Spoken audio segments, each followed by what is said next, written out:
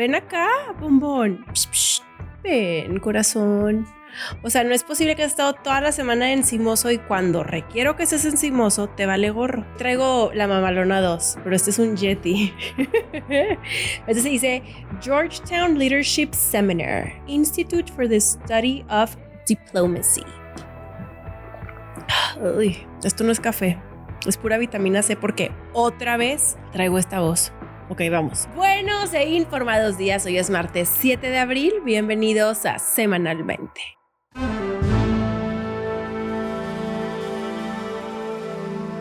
Que no se les haga costumbre que salgo en martes. O sea, esta semana también fue excepcional. La próxima semana retomo con lunes, pero bueno, hoy arrancaré el primer programa del mes de abril con lo que considero que es el tema de conversación más relevante tanto en México como en el mundo, y claro que estoy hablando de la guerra en Oriente Medio. No sin antes disculparme nuevamente por mi voz. Yo no sé qué está pasando, algo está comploteando en mi contra que en este año, llevamos 3 meses, pero en 3 meses he estado como que con esta voz por un buen rato. Pero no importa, aquí lo que importa es la información, así que arranquemos con eso y con más.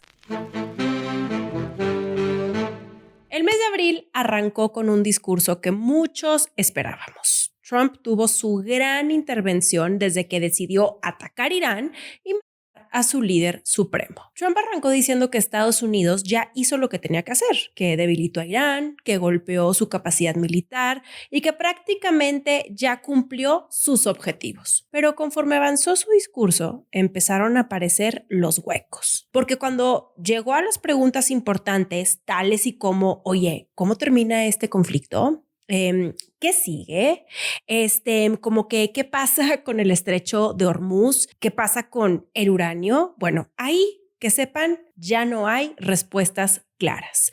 Solo tenemos frases abiertas como esto se va a resolver, se va a abrir naturalmente. La verdad es que frases abiertas y demasiado huecas. Luego, Trump decidió pasar de la explicación a la amenaza, diciendo que en las próximas semanas van a golpear con más fuerza, que pueden llevar a Irán de regreso a la edad piedra y que Estados Unidos tiene todas las cartas. Una total y completa contradicción porque por un lado dice que ya casi termina y por otro que lo más fuerte apenas viene. Esto nos deja entrever muchas cosas porque mientras Trump está tratando de proyectar control, en el terreno del conflicto se está moviendo en otra dirección por completo. Irán no está respondiendo como un actor que está perdiendo, o sea, en lo absoluto. Ahora sí que ellos están jugando bajo la lógica de go big or go home.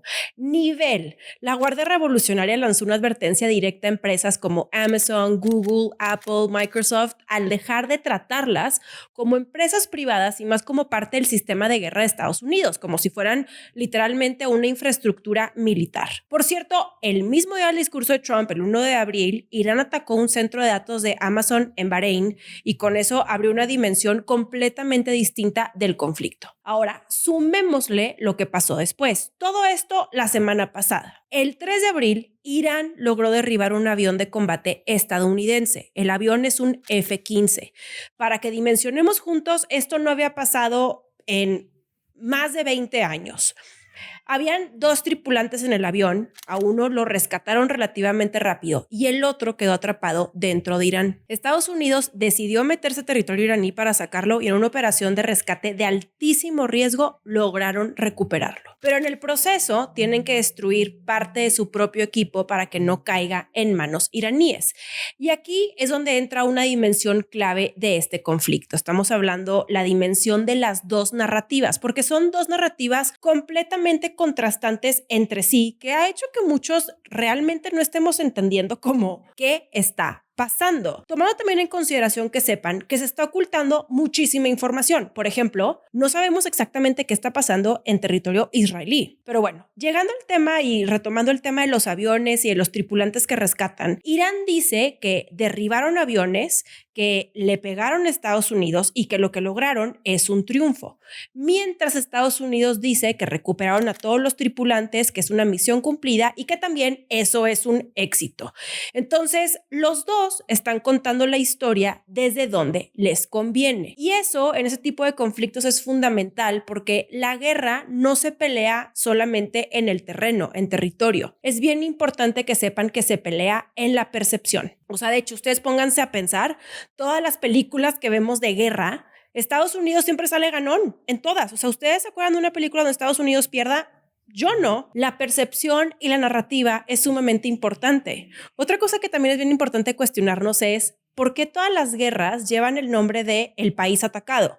Guerra en Irán, guerra en Afganistán. Son guerras de Estados Unidos que Estados Unidos empieza. Pero bueno, dejando eso de lado, Trump subió el tono y dio un ultimátum de 48 horas en donde exige que abran el maldito estrecho de Hormuz. Yo no digo maldito estrecho de Hormuz, o sea, él dice, abran el maldito estrecho de Hormuz o que se preparen para vivir en el infierno. Ese ultimátum termina hoy martes 7 de abril. Yo espero que no sea motivo de tener que hacer un especial, pero puede ser que sí.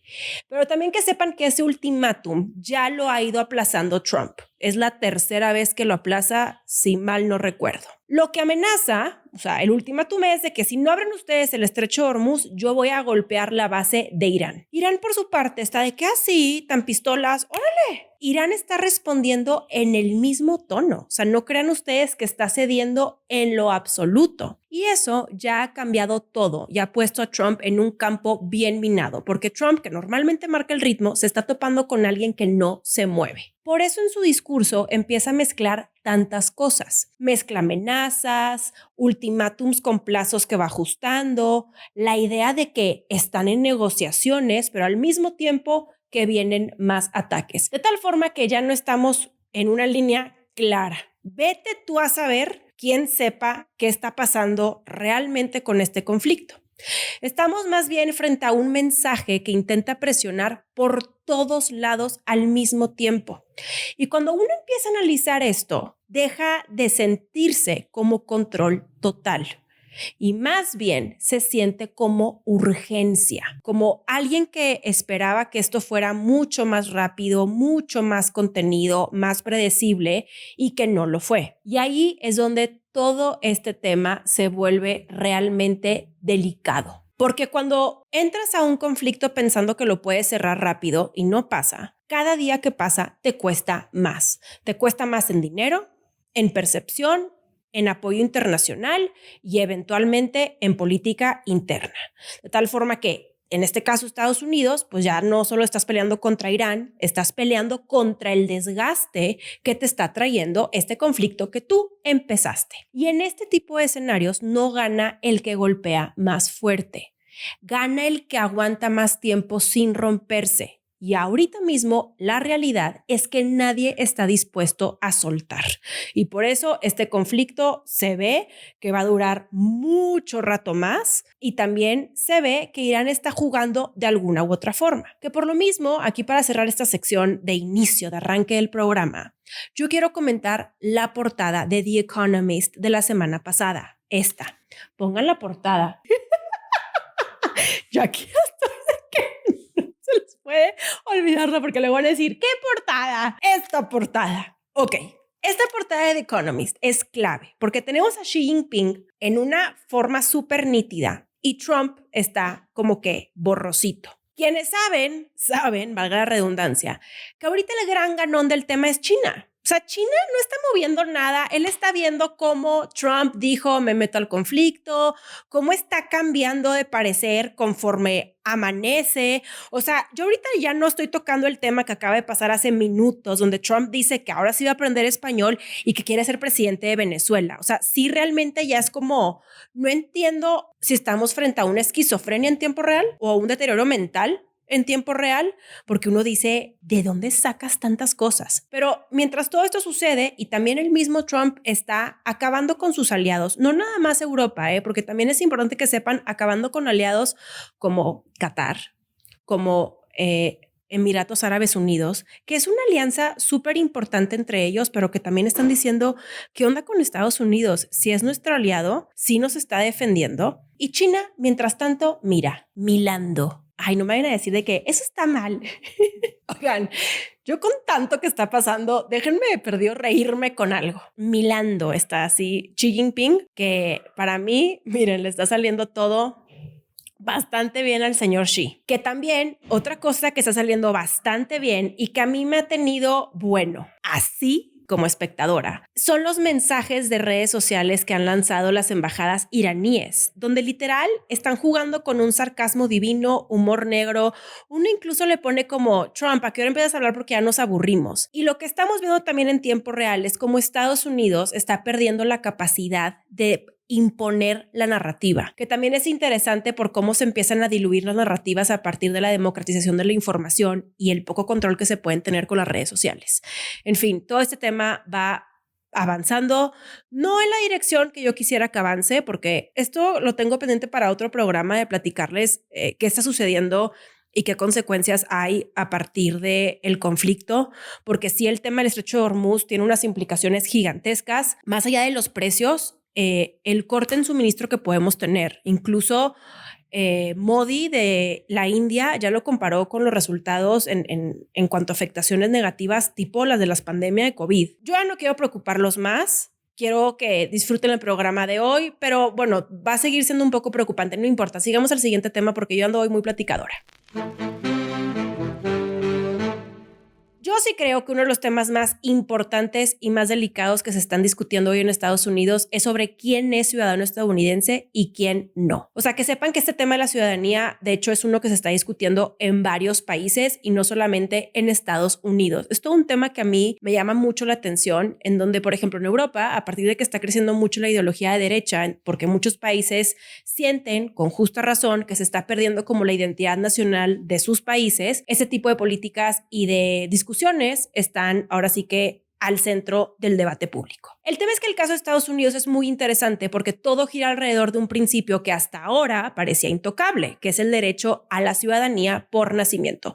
Y yo aquí seré bien sincera, espero que ustedes también, pero bueno, a ver, yo conozco decenas de personas que buscando darle la ciudadanía estadounidense a sus hijos van al gabacho, miren, embarazadísimas, incluso ocultan sus embarazos con tal de tener su parto allá, para que en Estados Unidos les den la ciudadanía, porque en Estados Unidos cualquier persona que nace en su territorio obtiene automáticamente la ciudadanía, así de simple. Ahora, un contexto bien importante es que ese principio está en la Constitución, exactamente en la enmienda número 14. Esto se creó en 1868, después de la Guerra Civil, para garantizar que las personas que habían sido esclavizadas y sus descendientes fueran reconocidas como ciudadanos. Estamos hablando de una garantía histórica diseñada para evitar la exclusión. Por eso la discusión de hoy es tan fuerte y trascendental. Ahora llegamos a este punto porque en enero de 2025 Trump firmó una orden ejecutiva que busca limitar ese derecho, planteando que los hijos de personas sin estatus migratorio legal o con permisos temporales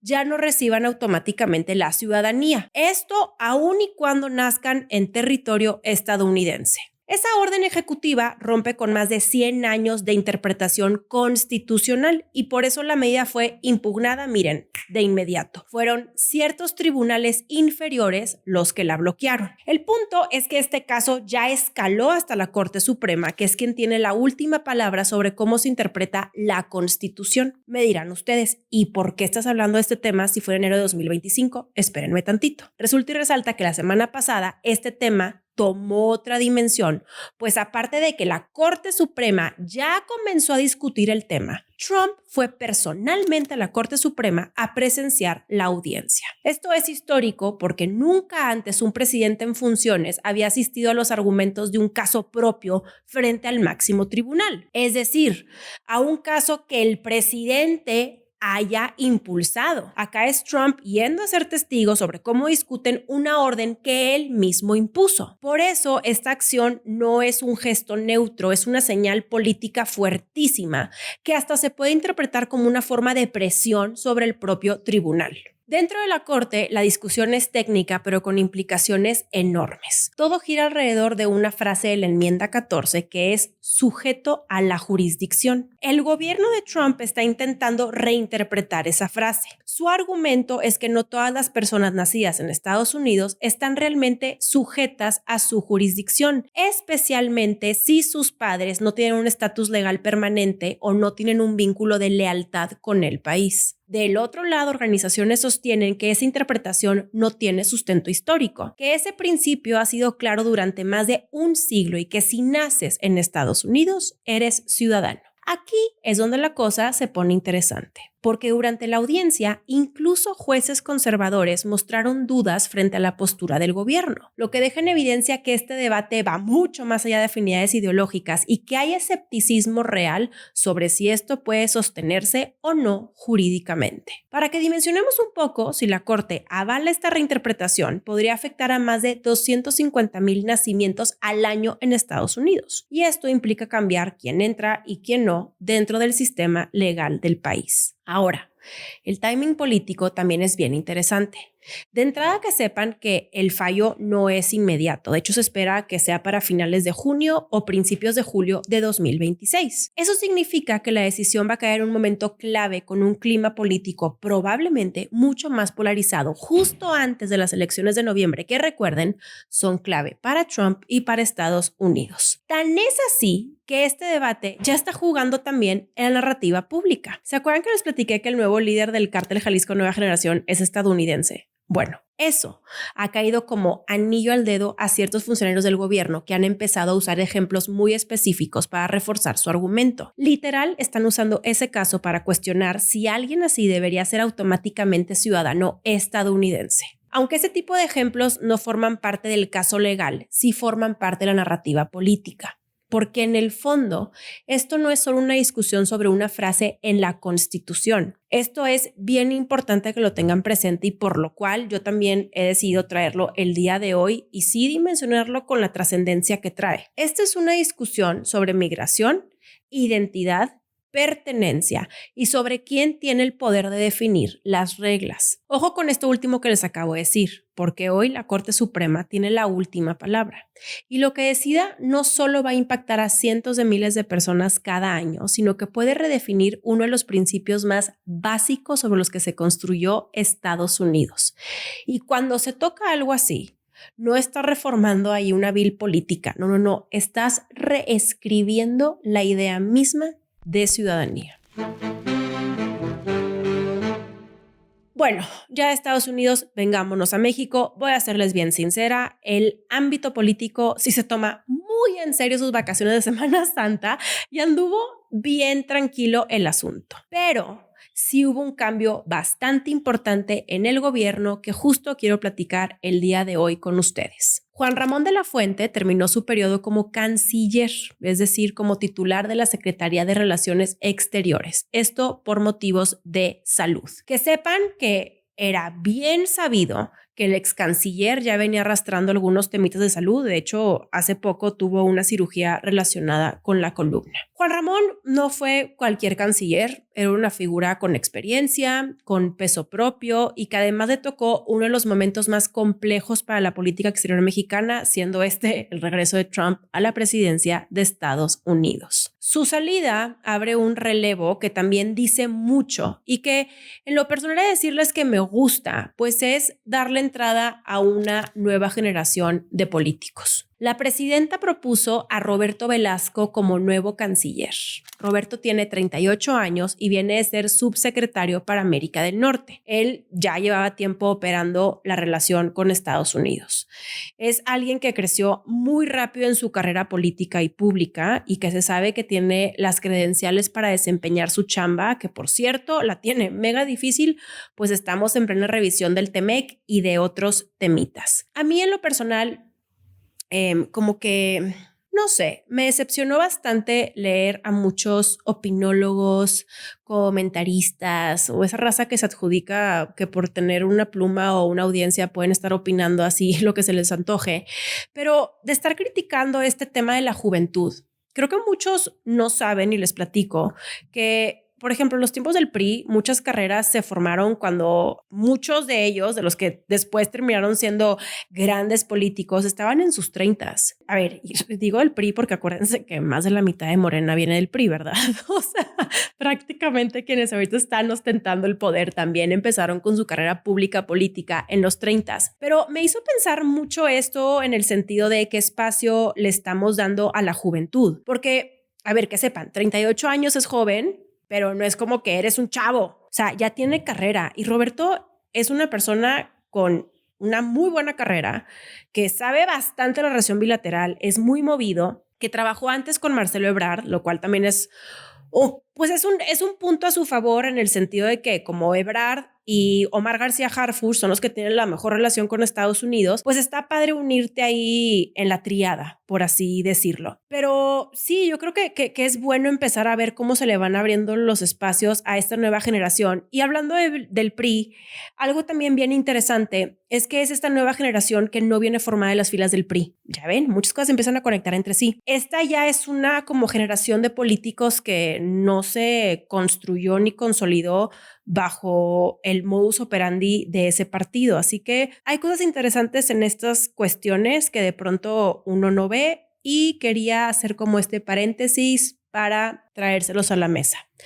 Tiempo. Estoy agarrando mi celular porque les quiero platicar que Futuro de México, ¿cómo se llama? Este libro a mí, exacto, a mí me gustó mucho en su momento, que es del 2015, pero fíjense que hay cosas que a veces a mí luego me pasa que leo, no sé, libros y textos de autoría mexicana y que digo, no inventes, que en 10 años no han cambiado tantas cosas. Este libro se llama ¿A quién le importa el futuro? Las disyuntivas de México. Yo lo leí justo cuando salió, por eso no me acuerdo, pero es un gran libro que se lo recomiendo en dado caso que estén buscando una buena lectura. Esa recomendada y es del ex canciller a quien le deseamos que se recupere pronto.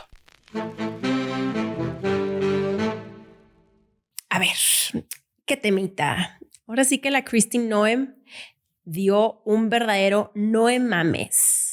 O sea, de hecho, yo caí en cuenta de que nunca abordé el tema de su fin como secretaria, entonces creo que lo ideal es que comencemos por ahí. No sé si ustedes sabían, pero a la Kristi Noem le llovió sobre mojado en marzo. El 5 de marzo, Trump la removió de su cargo como secretaria de Seguridad Nacional de Estados Unidos, que sepan que esa posición es una de las más importantes del gobierno, pues por ahí pasan temas importantísimos en la agenda de Trump, como migración, frontera y seguridad interna. Ahora, la salida de la Kristi Noem no fue cualquier cosa, porque fue la primera integrante del gabinete confirmada por el Senado en caer en este nuevo mandato de Trump. El asunto fue que Kristi Noem ya traía encima una acumulación de crisis. Por un lado, cargaba con un caso gravísimo, la muerte de 2 ciudadanos estadounidenses a manos de agentes federales. Kristi Noem los había señalado como terroristas domésticos, pero después salieron videos que contradijeron por completo su versión. Y así su mensaje pasó de una narrativa de seguridad nacional a un posible abuso de autoridad. A eso se sumaron cuestionamientos por un contrato de $220 millones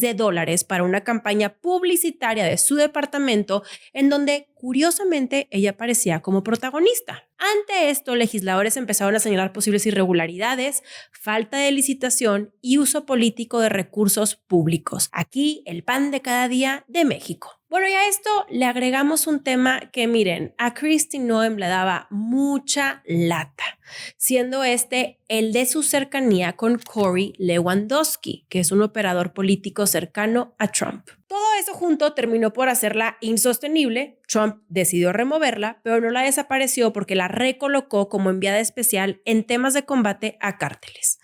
Hasta ahí que sepan que Kristi Noem ya tenía una caída política importante. Pero lo que le pasó la semana pasada cambió completamente la conversación porque le estalló un escándalo personal de aquellos que la verdad termina por amplificar y terminar absolutamente todo. Se filtró un reportaje con fotos, videos y mensajes atribuidos a su esposo Brian Noem. En ese contenido, el esposo de Kristi Noem aparece participando en comunidades en línea con prácticas fetichistas, utilizando ropa de mujeres, prótesis y pagando miles de dólares por interactuar con modelos. Aquí sí, no hay forma de que digan que no era el esposo de la Kristi, porque en las fotos sale la cara del hombre y justo eso hace que el tema explote. Además, dentro de esas conversaciones aparecen referencias a los chismes sobre la relación entre Kristi Noem y Corey Lewandowski, lo que vuelve a conectar el escándalo personal con el político. Sí que sepan que nada de esto está judicializado y que no hay un proceso legal abierto por ese contenido,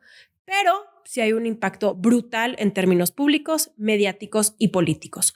Porque una cosa es que uno se enfrente a una crisis de gestión y otra es cuando la vida personal entra de lleno al escenario público y aparte en la forma en la que lo hizo. O sea, no es cualquier cosa, es una contradicción a muchos de los fundamentos ideológicos de MAGA. El equipo de Kristi Noem dijo que ella está devastada, ciertas personas cercanas salieron a defender al esposo y recordar que él no es una figura pública y pues que en efecto lo expusieron. Yo sigo ahí con la duda de cómo llegaron con esas fotos, si alguien lo hackeó, cómo lo filtraron. No, vaya exhibida. Yo sí voy a confesar que fue lo que me tuvo en la semana como pues muy atenta a la chisma de que Dios santo, más que nada yo por la hipocresía y el cinismo, ¿no? De que cómo se ponen a decir este tipo de cosas de autoridad moral, el bien, la madre y el esposo de la Kristi, véanlo nomás.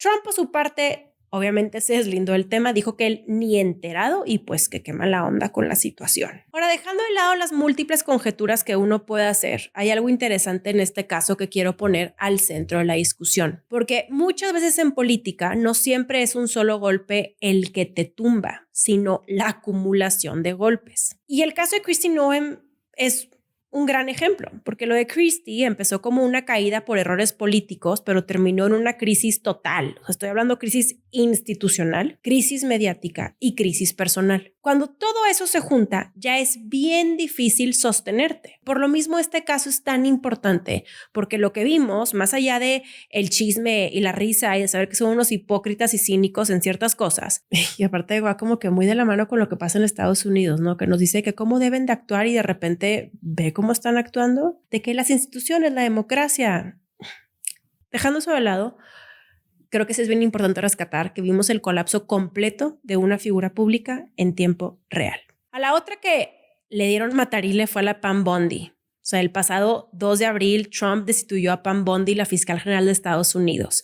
Y lo peor fue que literal le dieron gas y no hubo una explicación clara. Que eso en un cargo así como el que tenía Pam Bondi pesa muchísimo. A lo mejor muchos no dimensionan que Pam era la persona que controlaba todo el sistema de justicia federal. Estoy hablando de investigaciones, temas fiscales, decisiones legales del gobierno. O sea, la Pam no tenía un puesto cualquiera, sino que ostentaba uno de los puestos más delicados del gabinete. No hay una respuesta oficial del despido, pero hay indicios de que al final la Pam no fue tan efectiva para lograr las metas que tenía Trump, como enjuiciar a ciertos actores o darle trofeos de ese estilo más chonchitos a Trump. Y todo esto con el fantasma del caso de Jeffrey Epstein, que sepan que la Pam no lo manejó muy bien, que digamos. En lugar de Pam quedó Tom Blanche, que fue el ex abogado defensor penal de Trump y que lo representó justo en varios casos, incluyendo el de los documentos clasificados y el de la interferencia electoral en el Capitolio. Ya ven cómo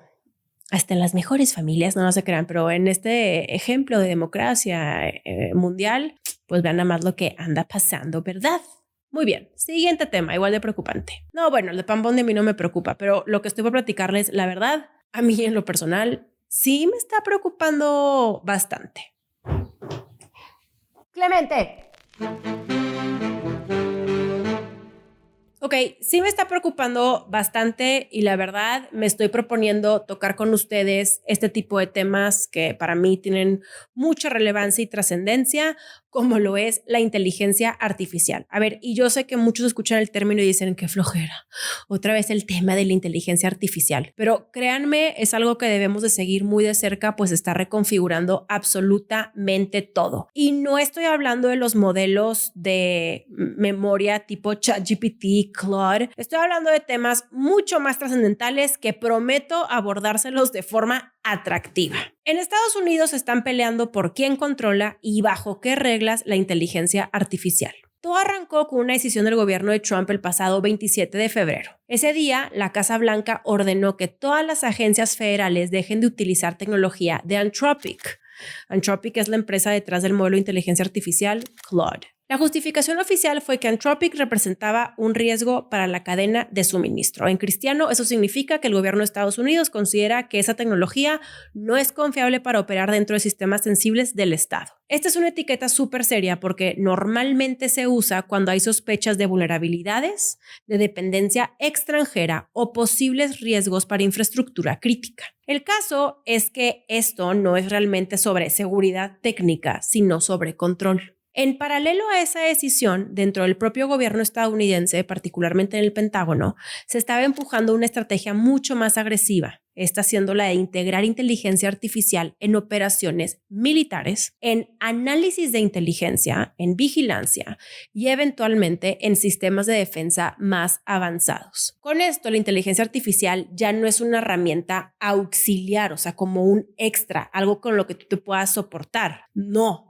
Con esto pasa a ser pieza central del aparato de poder. Y ahí es donde entra el choque con Anthropic. Anthropic construyó su modelo con la filosofía de desarrollar inteligencia artificial avanzada, pero con límites explícitos sobre su uso. Entre esos límites están prohibiciones para utilizar su tecnología en vigilancia masiva, en desarrollo de armas autónomas o en aplicaciones ofensivas dentro de contextos militares. Básicamente, ellos están creando tecnología e intentando definir cómo se puede y cómo no se puede usar. Y eso, para un gobierno que quiere flexibilidad total en materia de defensa, pues es evidentemente un problema.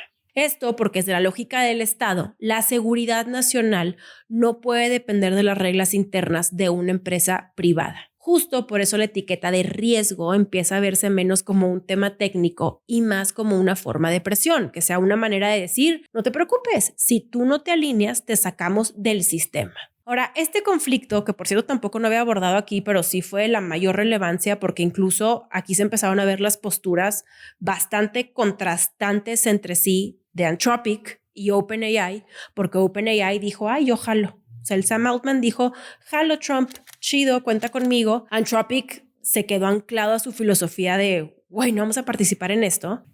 Ya no te vas a traer la pelota para acá porque me traes un ruidazo y mira, ya lo veo todo bofeado. Bueno, este conflicto escaló rapidísimo y estamos viendo el choque de posturas, porque por una parte el gobierno defiende su decisión argumentando que todo esto es por razones de seguridad nacional, mientras Anthropic responde que no hay evidencia concreta que justifique esa clasificación y que la medida afecta su operación, su reputación y su acceso al mercado público. De pronto, un juez federal bloqueó temporalmente la orden, de tal forma que hoy por hoy el gobierno no puede excluir a Anthropic del ecosistema federal. Que sepan que esta decisión no es definitiva, pero ya nos dejó entrever que este pleito no se va a resolver de forma unilateral.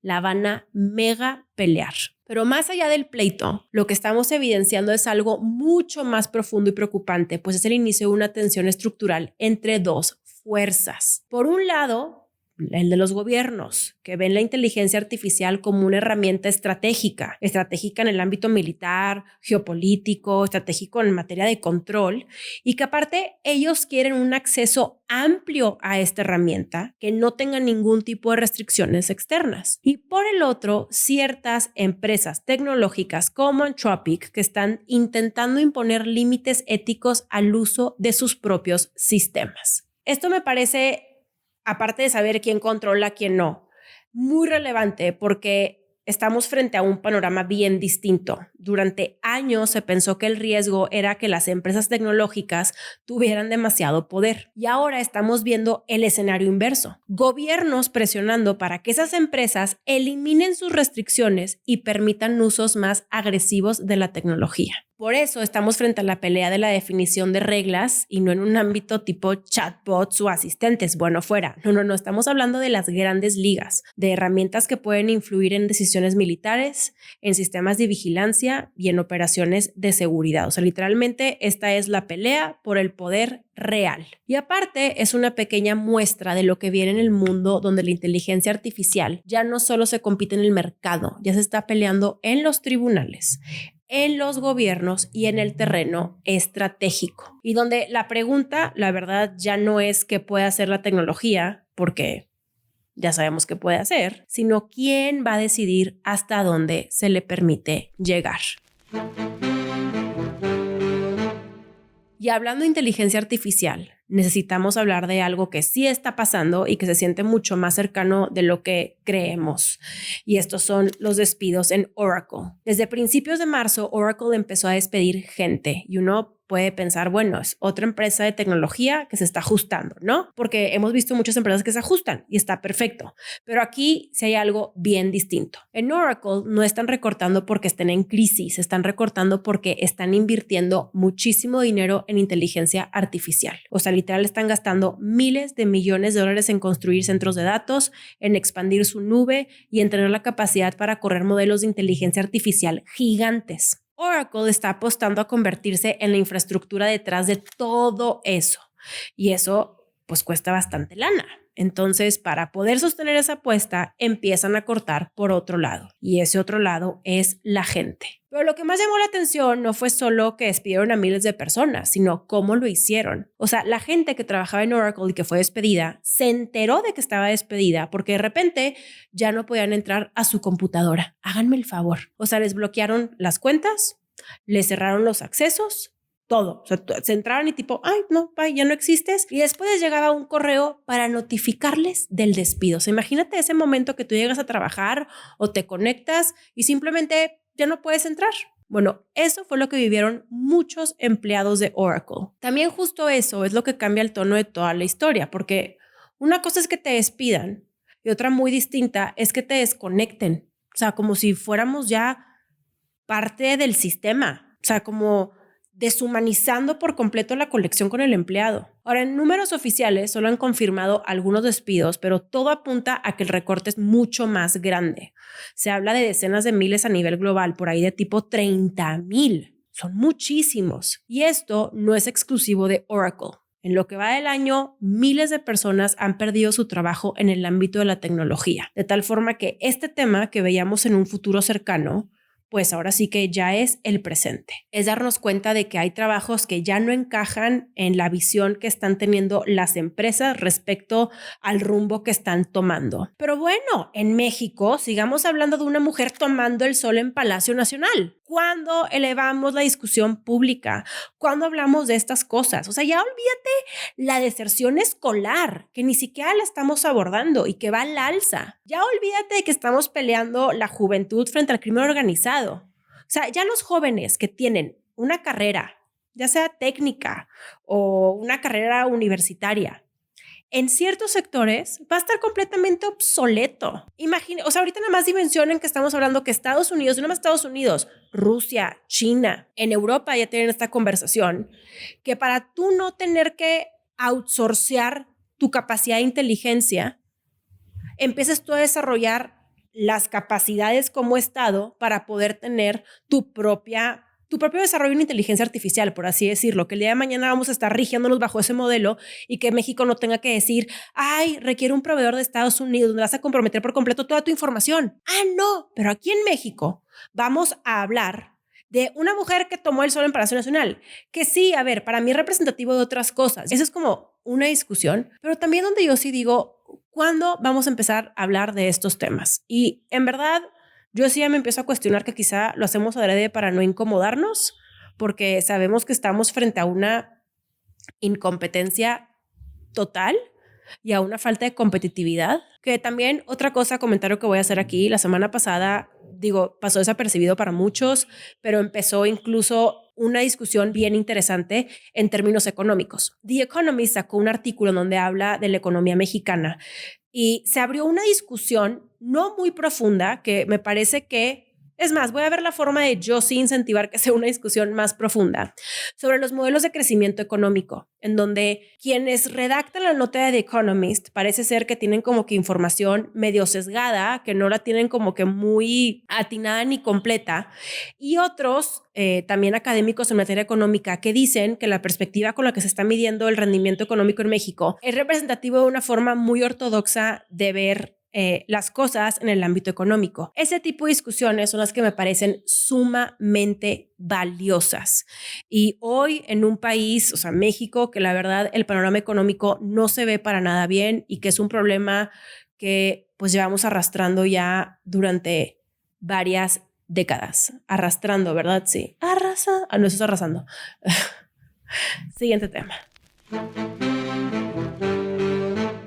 Bueno, aparte de que arrancamos el mes con el discurso de Trump, también lo arrancamos, no sé si ustedes lo vieron, yo en lo personal sí me encantó, con la misión Artemis 2, humanos volviendo a la luna. No aterrizar todavía en la luna, pero sí a regresar a ese entorno por primera vez desde 1972. O sea, llevábamos más de 50 años sin mandar personas tan lejos. El lanzamiento fue desde Florida en el Centro Espacial Kennedy a bordo de un cohete con 4 astronautas arriba. Reed Wiseman como comandante, Victor Glover como piloto y 2 especialistas, Christina Koch y Jeremy Hansen. Hay una dimensión histórica en esto que no quiero dejar de platicarles, pues Christina Koch es la primera mujer en una misión lunar, Victor Glover el primer afroamericano en viajar hacia la luna y Jeremy Hansen el primer canadiense en hacerlo. Que sepan que esta misión no consistía en aterrizar en la luna, era más bien darle la vuelta a la luna y regresar. Esto porque el objetivo era probar que todo funciona con humanos a bordo, que el oxígeno funciona, que la temperatura se mantiene, que las comunicaciones no fallan y que la nave responde. Que por cierto, tuvieron fallas con el baño. No sé si supieron o no, pero haz de cuenta que la tubería del baño se congeló y entonces mientras ellos dormían acá en tierra, la NASA dijo, bueno, vamos a voltear un poco como que la nave para que le dé el sol y se descongele la tubería. Se descongeló, pero como que ya tuvieron ahí algunas fallitas. Entonces, por eso era esta misión. De tal forma que lo que viene después es Artemis 3. Y ahí sí la idea es volver a pisar la luna, especialmente en el polo sur, donde creen que hay hielo, agua. Y eso cambia completamente el juego para el futuro. Algo también importante que sepan es que el programa Apolo, el de los años 60 y 70, era un programa completamente de gobierno. Y el de Artemis ya no lo es. Ahora hay empresas privadas involucradas en absolutamente todo, en la tecnología, en los sistemas, en la logística. Es como otra forma de hacer exploración espacial. Y también otra intención, porque antes la carrera para la luna era llegar primero. O sea, ¿quién llega primero a la luna? ¿Se acuerdan que fue todo un tema? Bueno, yo creo que no nos acordamos quiénes nacimos, por ejemplo, en mi generación, porque les digo que fue hace 50 años la última misión. Bueno, hoy la carrera es quedarse. La luna ya no es solo un destino simbólico y ahora sí se empieza a ver como un lugar donde se puede construir algo más permanente. Para muchos es un paso previo hacia Marte. Para cerrar el programa de hoy, quiero hablar de un tema que, a ver, yo como que leí los titulares y lo vi y dije, ush, qué mala onda, y por lo mismo creo que es importante abordarlo porque sí puede parecer menor, pero no lo es en lo absoluto. Y para mí es bien importante abordarlo porque algo está pasando en México que se están cobrando muchas vidas en nombre de sentirse mejor, verse mejor. Y justo en este caso, en donde lo que empezó como un tratamiento para que te sientas mejor, algo en nombre del wellness, terminó en una verdadera tragedia. A finales de marzo, en Hermosillo, Sonora, al menos 9 personas fueron a una clínica para aplicarse sueros vitaminados. Dirán ustedes, ¿qué es un suero vitaminado? Les platico. Son tratamientos que están de moda y que se venden como solución para el cansancio, para que suba de energía, para que resetees el cuerpo, para curar la cruda, para verte joven, para que tu pelo, o sea, ya saben, ¿no? Todo eso que te venden. Bueno, de esas 9 personas que fueron a la clínica, 6 se murieron.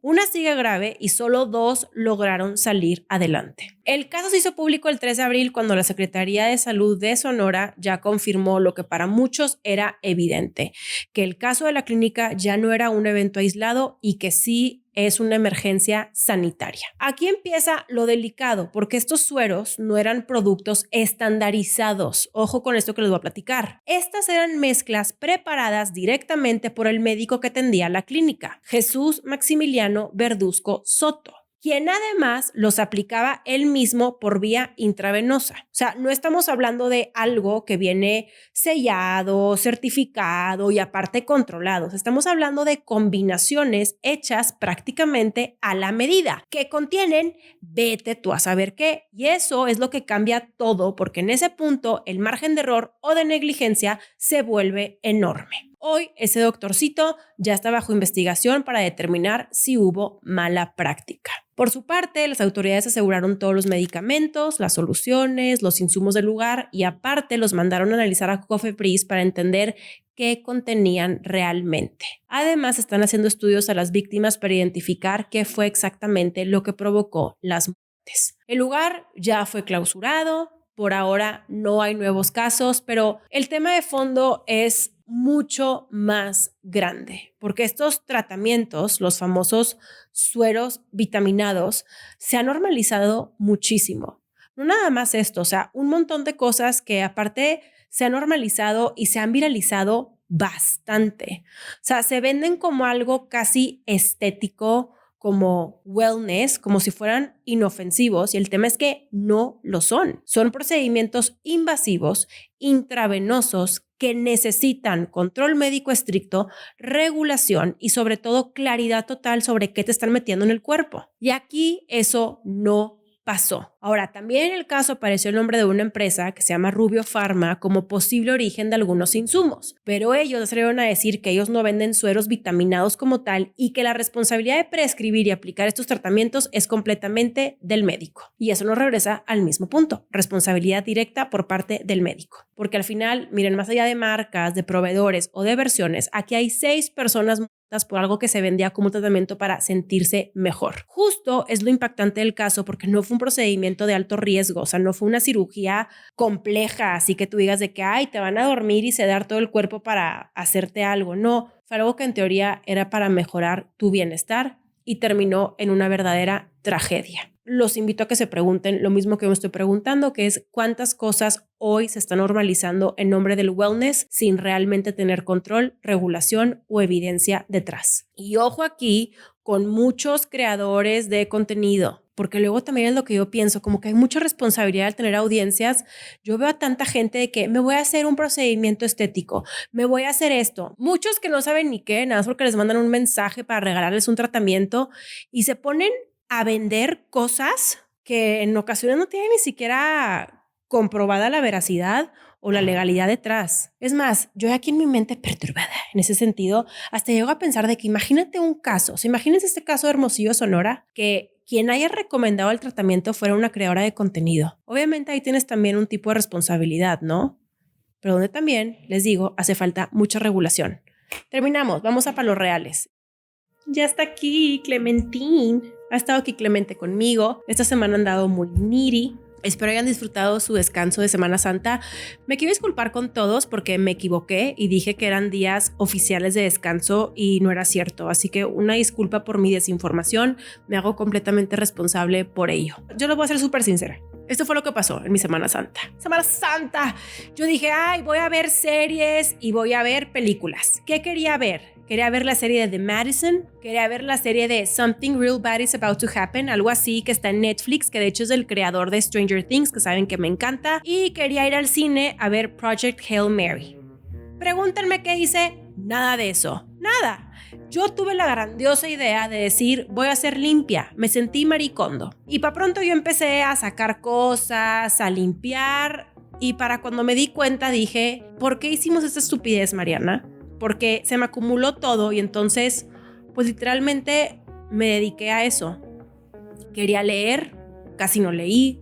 Quería escribir, casi no escribí. Sí estuve muy al tanto de las noticias, eso sí, escuchando como que contenido que no había visto. Pero ¿saben qué sí vi? Y este sí fue como que un guilty pleasure. Vi mucha cobertura del partido de Irak en Monterrey. O sea, yo nada más no puedo evitar querer mentarle la madre a la FIFA y decirle, ¿por qué no trajeron más partidos a México? Porque el contenido que habrá va a estar verdaderamente genial para sacarnos muchas risas. Y yo sí me reí demasiado. Qué fea, pero yo me carcajeé cuando empezaron a cantar Lamento Boliviano. O sea, mi gente regia, muy bien. De ahí en más, caminé mucho. Eso sí, mi rutina muy bien, hice ejercicio, sauna, conviví mucho con este bebé precioso, adorado, ¿verdad? Está ronroneando demasiado, ¿lo escuchan? Sí se escucha. Oh, y es que es preciosísimo, preciosísimo. Les diría que esta semana voy a ver ese contenido, pero realmente no creo que vaya a ser el caso. Sí platicarles que vi por ahí un comentario preguntando por las entrevistas del canal del Congreso. Ya van a regresar. Estoy por grabar segunda temporada. Y que, bueno, durante 2 semanas no voy a salir, así que estoy contenta porque voy a estar un poco más en mi rutina. Y después, nuevamente, el 25 de abril me vuelvo a conectar con la comunidad estudiantil. En este caso es en Nuevo León. Todavía no tengo bien mi itinerario, pero en cuanto lo tenga se los comparto para verlos por allá. a ver, por más que me quisiera explayar, la verdad es que soy considerada con mi equipo que tiene que editar, tiene una ventana un poco corta para hacerlo y nada. Les agradezco mucho que estén aquí el día de hoy. Ya saben los 5 principios, compartan para que lleguemos a muchas personas más. Tiempo, esto sí lo voy a decir. Leí un comentario ahí de hacer cierto contenido temporal. Sí los leo, sí lo tengo presente. Nada más estoy terminando de estructurar algunas cosas porque no saben, yo les voy a contar que algo pasó con mi pin de YouTube. Es más, ¿saben qué? Esto sí que bueno que me estoy acordando. Si alguien tiene un contacto en YouTube, México, Latam, por favor compártamelo. Llevamos sin monetizar el contenido. ¿Cuánto tiempo? ¿2 meses? ¿3 meses? Entonces, pues como ustedes comprenderán, necesitamos volver a monetizar para poder abrir otras líneas de producto. Así que estoy esperando poder resolver eso para que podamos seguir existiendo como medio independiente. Sin más, esto fue todo por hoy. Nos vemos la próxima semana. Esto nos deja entrever muchas cosas. No, perdón. Me ahogué conmigo misma. Dejen de jugar con Clemente, me estoy distrayendo viendo cómo pasan la pelota por todos lados. Clemente, que te lo pasen acá para que te subas. De que mandándolo allá a China, al vato.